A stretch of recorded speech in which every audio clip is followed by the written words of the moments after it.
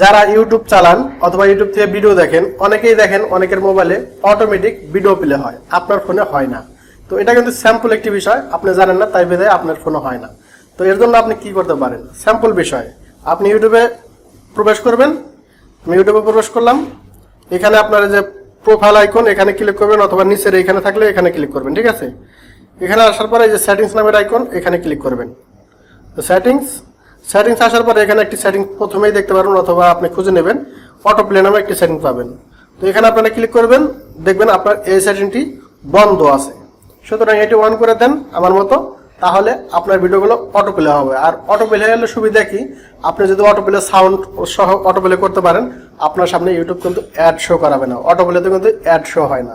তো এর জন্য আপনার অনেকটাই সুবিধা হবে অটো প্লে করলে। আশা করি বুঝতে পারছেন। যদি ভিডিওটি ভালো লাগে অবশ্যই লাইক করবেন।